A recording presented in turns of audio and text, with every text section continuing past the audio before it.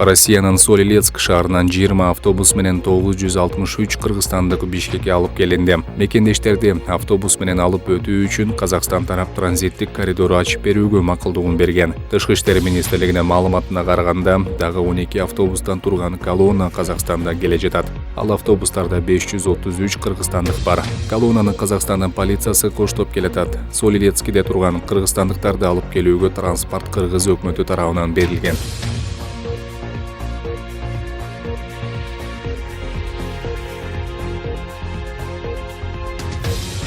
Президент Сооронбай Жээнбеков Коопсуздук кеңешинин жыйынында кырдаалдын өнүгүшүнө даярдык көрө албаганы үчүн өкмөт менен саламаттык сактоо министринин ишин сынга алды. Аны менен катар алдын ала түшүндүрүү жана алгачкы медициналык жардамдарды көрсөтүү иштери толук аткарылбай, мунун кесепетинен эл дүрбөлөңгө түшкөнүнө нааразычылыгын билдирди. Онлайн жыйынга мамлекеттик органдардын жетекчилери, өкмөттүн облустардагы ыйгарым укуктуу өкүлдөрү, шаар мэрлери жана райондордун акимдери катышууда. Коопсуздук кеңешинин жыйынында президент республикалык штабтан массалык салтанаттуу иш-чараларга расмий түрдө тыюу салуу боюнча чечим кабыл алса туура болот деген пикирин билдирди. Мындан тышкары, облус аралык транспорт каттамдарын токтотуу маселесинде карап чыгууну сунуштады. Президент ооруканаларда, обсервацияларда жана ошондой эле алгачкы тез жардам көрсөтүүчү кошумча орундарды көбөйтүү зарылчылыгын айтып, коронавирус менен күрөшүүдө бардык иш-чаралар өз учурунда каржыланышы керектигин баса белгиледи. Мындан тышкары, азырынча өлкөгө өзгөчө абал режимин киргизүү маселеси карала электеги белгилүү болду.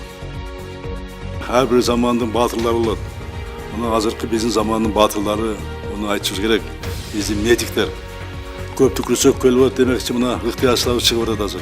Кыйналып турган мезгилде, элибиз мамлекет кыйналып турган мезгилде ыктыярчылар чыгып, мына көпчүлүгү медиктерге тамак аш менен, керектүү жабдуулар менен медициналык, тез жардам машиналары менен, башка каражаттар менен жардам беребиз деген мына азыр биздин жарандарыбыз абдан көбөйүп атат. Мекендеш кайрылып атат. Бүлө бердиме сырттан да кайрылып атышат.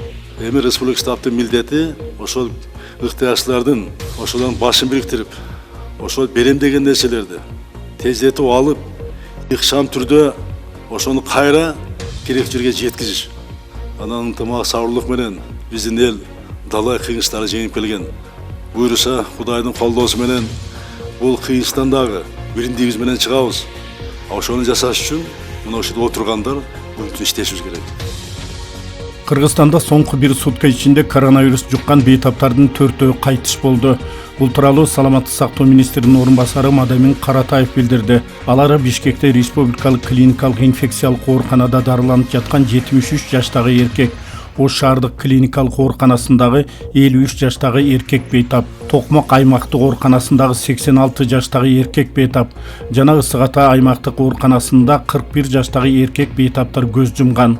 Ошондой эле бир күндө пневмониядан 18 адам каза болду. Алардын ичинен 8 республика боюнча, 10 Бишкек шаарында көз жумган. 6 июлга карата республика боюнча COVID-19 инфекциясын жуктуруп алган 314 адам жаңы катталды.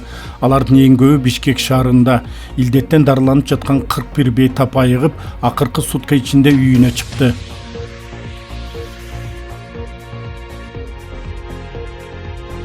Коронавируска каршы күрөшүү боюнча республикалык ыкчам штабтын маалыматына караганда, учурда өпкө кагынуудан жабыркаган 2000ге жакын киши Кыргызстандын ооруканаларында дарыланып жатат. Алардын дээрлик баарынын коронавируска тапшырган анализи таза чыккан. Пневмония менен оор абалда реанимацияда жаткан бейтаптардын саны 100гө жакын. Коронавирус пневмонияны козгой турганы айтылганы менен бийлик бул илдеттен өлгөндөрдү COVID-19дан каза тапкандардын статистикасына кошо элек. Кыргыз журналистикасында ополтоодо эмгектерди жасап келген Бүбүкан Досалиева каза болду. Быйыл ал 62 жашка чыкмак. Досалиева 5-июлда капысынан келген илдеттен улам көз жумган. Аны кыргыз коомчулугу белгилүү журналист жана илимпоз, саясат таануучу, педагог катары билчү. Саясат таануу илимдеринин кандидаты Бүбүкан Досалиева КТРК Сары Өзөн Чүй телеканалдарында бир топ жыл иштеген. 1995-2010 жылдары жана 2017 жылдан кийин өмүрүнүн соңуна чейин Азаттык үн алгысында жетекчилик кызматтарда иштеп келаткан. Досалиевага 2005 жылы Кыргыз Республикасынын маданиятына эмгек сиңирген ишмер Ардак наамы ыйгарылган. Мархумдун артында 4 кызы калды.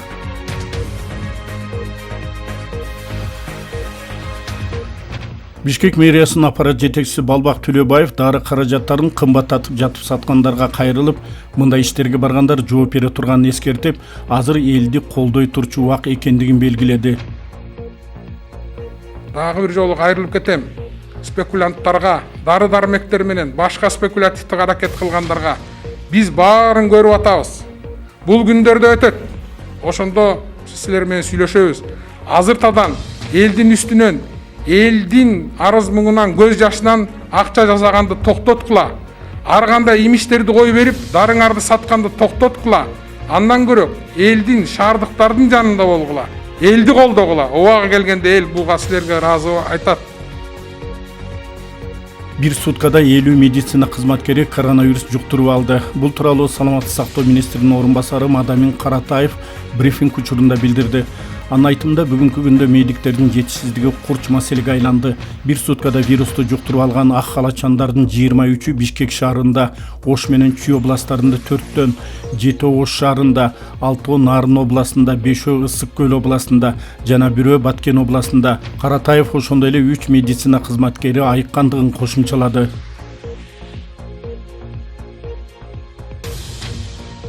Кыргызстан мусулмандарынын дин башкармалыгы коронавирус жуктуруп кайтыш болгон адамды акыркы сапарга узатуу боюнча фатвасын жарыялады. Бул тууралуу муфтияттын сайтында жазылган. Маалыматка ылайык муфтият Саламаттык сактоо министрлиги менен вирустан көз жумгандардын сөөгүн, шарият өкүмдөрүн эске алып, жерге берүү сунуштары менен макулдашкан айтылат. Коронавирустан каза болгон адамды жууп кепендөө жана жерге берүү маселесинде шарият төмөндөгү көрсөтмөлөрдү берет.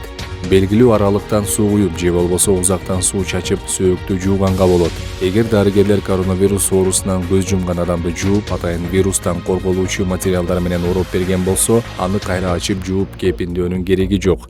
Маркумду жууган эгерде жугуштуулук өңүттөн коркунучтуу болсо, тийиштүү адистердин көрсөтмөсүнүн негизинде коргонуучу кийимдерди кийип, сөөгкө таяммум кылдырууга болот.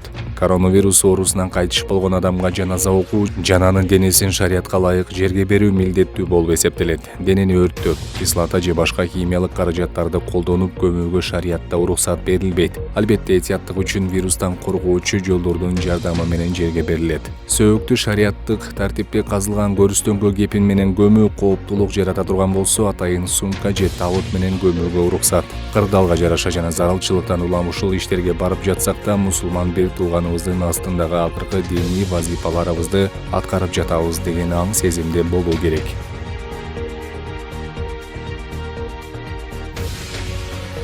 Казакстанда 19-июлга чейин күчөтүлгөн карантин режими киргизилди. Анын негизинде сулуулук салондорунун, спорт зал, бассейн, тамак аш саткан базарлар, көңүл ачуучу борборлор, бала бакчалар, диний объектилердин ишмердүүлүгүнө тыюу салынды. Мындан сырткары көчөдө 3төн ашык кишинин чогуу басуусуна да тыюу салынып, жашы 65тен өткөндөргө сыртка чыгууга да чектөө коюлган. Шаар жана аймактар ортосуна блокпосттор коюлбай турганы айтылды.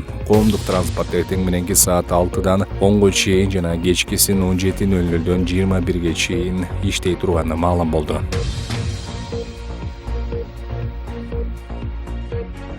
Иранда коронавирус пандемиясы башталгандан бери бир күндө өлгөн адамдардын эң чоң көрсөткүчү катталды. 5-июлдагы маалыматка караганда акыркы бир суткада 162 адам көз жумган. Буга чейин Иранда 29-июнь күнү 162 адам каза тапканы эң жогорку деп маалымдалган. Өлкөнүн Саламаттык сактоо министрлиги акыркы бир суткада илдетти жуктуруп алган 2560 учур аныкталганын билдирди. Иранда COVID-19 менен ооругандардын саны жалпы 240.438ге жетти. Анын ичинен 11.571 адам көз жумган. Иран коронавирус пандемиясына байланыштуу апрелде киргизилген чектөөлөрдү жумшарткандан бери илдетке кабылгандары көбөйүп кеткен. 4-июлда президент Хасан Роухани бет кап тагынбагандарга мамлекеттик кызмат көрсөтүлбөй тургандыгын эскертти.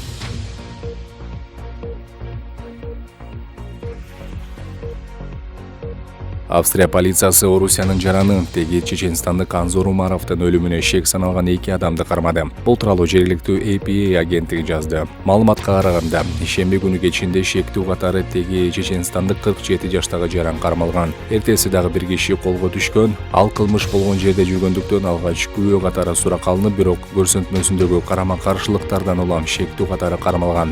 Маркум Умаров Чеченстандын башчысы Рамзан Кадыровду сындап, Орусиянын атайын кызматтарын Европага качкан мурдагы чечен жикчилдери менен эмигранттарын өлтүрүүгө айыптап келген. 43 жаштагы Анзор Умаровду ишемби күнү кечинде Венага жакын жердеги Гераздорф шаарында атып кетишкен. Ал Австрияда 2007 жылдан бери качкын макамында жашап, жакында эле аты жөнүн Мартин Б деп өзгөрткөн.